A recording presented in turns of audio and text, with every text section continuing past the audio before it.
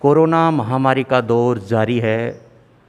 काफ़ी लोगों ने अपने प्राण दिए हैं, कई लोगों ने अपनों को छोड़ा है, कई अपनों से बिछुड़े हैं।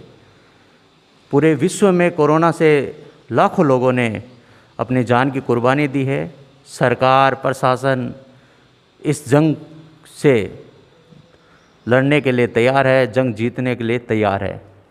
हम राजस्थान के चूरू ज़िले की बिदासा तहसील के मुख्य कोविड सेंटर में बैठे हैं। अभी हमारे साथ में एक ऐसा योद्धा है मनमोहन जी शर्मा, और इनके कुछ समय पहले इनके पिताजी कोरोना की वजह से जंग हार गए थे। मामला साफ है कि ये यहाँ के कर्मचारी है, इनके पिताजी घर पे रहते थे, कोई काम नहीं करते थे, लेकिन जब ये जनता की सेवा करके यहाँ से जब जाते थे तो घर जाते थे, घर पे सावधानी रखते थे, फिर भी कहीं ना कहीं हमारे से गलती हो जाती है और जिस समाज में रहते हैं हम एक दूसरे से संपर्क में आ जाते हैं, और ऐसे करके इनके पिताजी कोरोना की जंग हार गए और इनके पिताजी का निधन हो गया। सबसे पहले फैक्ट तंत्र टीम की तरफ से हम इनके पिताजी को सादर श्रद्धांजलि, भावपूर्ण श्रद्धांजलि अर्पित करते हैं।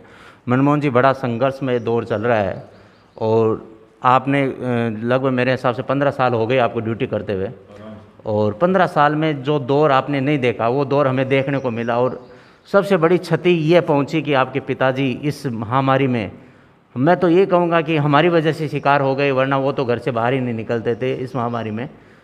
और परिवार का एक मतलब जो योद्धा जो हमें संभालने वाला होता है वो चला जाता है। हज़ारों लाखों परिवारों ने खोया है, क्या कहना चाहेंगे? वही पिछले सीज़न में मेरे पिताजी को खोया, बहुत दुख था, लेकिन फिर 10-15 दिनों के बाद में वापस में देखा कि चलो अब हो गया जो हो गया, लेकिन वापस मैदान में उतरना पड़ेगा और पीड़ित मानवता की सेवा के लिए फिर वापस में मैदान में आया। पिताजी को खो दिया, वो तो दुख हमेशा ही रहेगा मेरे को। फिर भी आज भी मैं खुद अभी थोड़े दिनों पहले पॉजिटिव भी आ गया था, लेकिन अब वापस में नेगेटिव हो गए, तैयार हो गए, वापस सेवा करने के लिए तैयार हूँ।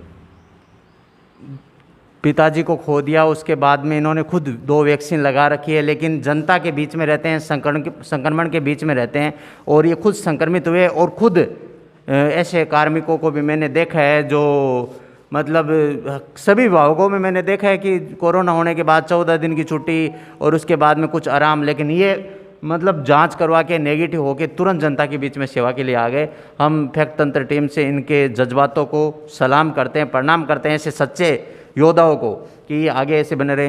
मनमोहन जी, एक बड़ी समस्या ये आ रही है कि लोग वैक्सीनेशन नहीं करवा रहे 45 प्लस वालों का। जैसे हमने देखा कि 45 प्लस वालों में हमें तो अनाउंस करवाना पड़ रहा है कि आप करवाओ, और 18 वाले तो जागरूक है, लेकिन जो 45 के जो बच्चे हैं वही तो 18 में हैं, वो इतने लापरवाही कैसे हो रहे हैं? भाई उनमें ये भ्रांति हो रखी है कि इससे बुखार आती है और ज़्यादा दिक्कत हो सकती है, इसलिए लगा नहीं रहे। लेकिन फिर भी आजकल जागरूक हो गए हैं, ऐसी बात नहीं है, और जागरूक भी कर रहे हैं मीडिया के माध्यम से, मेंबर वगैरह उन सबको बोल के कि आपके जो भी पार्षद, आपके अंडर में जो भी मतदाता है उनको आप जागरूक करो। और लगभग पहला टीका लग चुका है। हाँ, कुछ बाकी है जो धीरे धीरे मोटिवेट करके सबको लगा रहे हैं। क्या सावधानी रखने की ज़रूरत है? पहली लहर आई, लोगों को ज़्यादा नहीं लपेटे में लिया, और ये दूसरी लहर ने तो हमें ये बता दिया कि कोरोना वास्तव में महामारी है। फिर भी हम देखते हैं, समाज में रहते हैं कि लापरवाही तो अभी भी हो रही है। पहली लहर आई उससे मतलब लोगों में थोड़ी जागृति आई, लेकिन इतनी नहीं आई थी। जनवरी तक लोग मतलब लापरवाह हो चुके थे, नए मास्क लगा रहे थे, सोशल डिस्टेंसिंग का पालन नहीं कर रहे थे। कई तो मेरे को भी बोल रहे थे कि आप मास्क क्यों लगा रहे हो आप, लेकिन मैंने उनको बोला कि अभी कोरोना पूर्ण रूप से गया नहीं है। वही बात हुई, मार्च एंडिंग होते होते कोरोना इतना भयानक रूप ले लिया कि लोग डरने लग गए। वास्तव में पहली लहर से ज़्यादा दूसरी लहर में बहुत ज़्यादा क्षति हुई, बहुत ज़्यादा नुकसान हुआ। तो बिदासर के लिए कोरोना इस बार बड़ा कहर बन के टूटा है। काफ़ी आपके साथी, आपकी हम उम्र के साथी चले गए हैं। क्या वजह रही है? इलाज की वजह रही या जांच में देरी की वजह रही? क्या कमी मानते हो?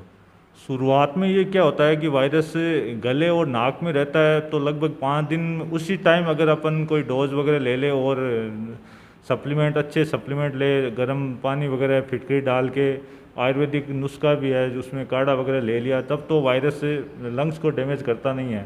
अगर 5 दिन अपन ने लापरवाही कर ली कि हल्की जुकाम है, बुखार है, तो वो अपने निश्चित रूप से डैमेज करने लगता है, फिर थोड़े दिक्कत होती है, ऑक्सीजन लेवल गिरने लगता है।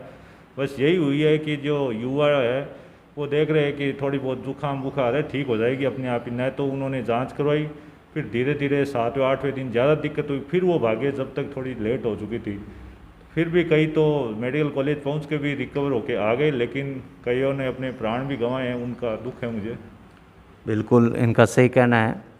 बड़े हालात चिंताजनक है। जिस परिवार से कोई सदस्य गुजरता है उसको पता होता है घायल की गति घायल जाने। अगर जिस अंगुली के चोट लगी है, जिस अंगुली में दर्द है, वह दर्द उस व्यक्ति को ही मालूम होता है। हाँ, हम सांत्वना दे सकते हैं, हम सहानुभूति प्रकट कर सकते हैं, लेकिन वो दर्द का जो एहसास है वो उसी व्यक्ति को होगा।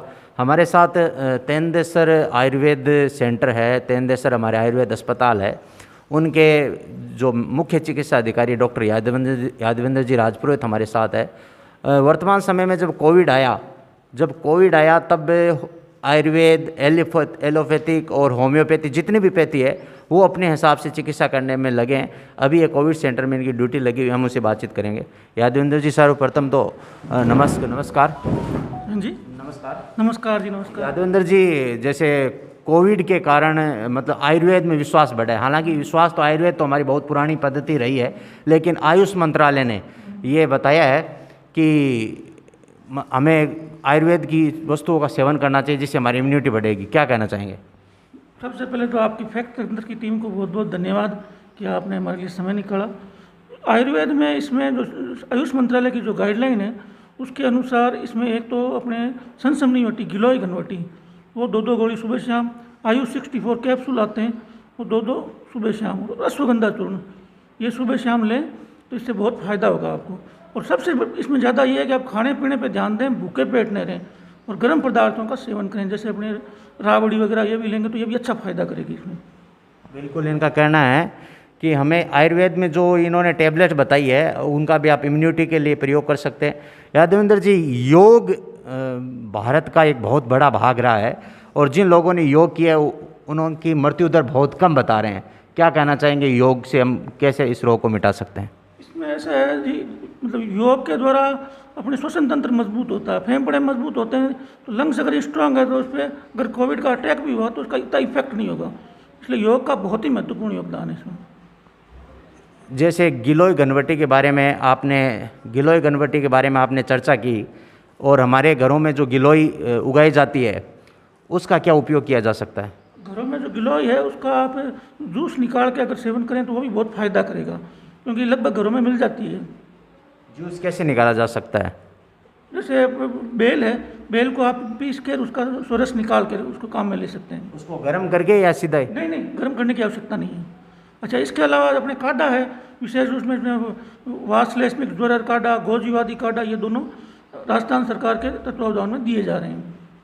बिल्कुल, इन्होंने हमें बताया कि आयुर्वेद से हम इस जंग को जीत सकते हैं और योग के माध्यम से हम अपने श्वसन तंत्र को मजबूत कर सकते हैं। और हम इन कोरोना योद्धाओं को सलाम करते हैं जो सच्चे कोरोना योद्धा है, जो वास्तव में फील्ड में काम करें।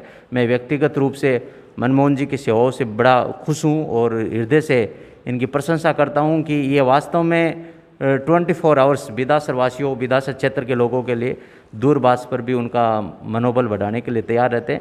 और यादवेंद्र जी जो तेंदेसर थे और अभी कोविड गाइडलाइन की पालना के तहत बिदासर कोविड केयर सेंटर में इनकी आपातकालीन ड्यूटी लगाई गई है, ये भी अच्छे अनुभवी चिकित्सक है।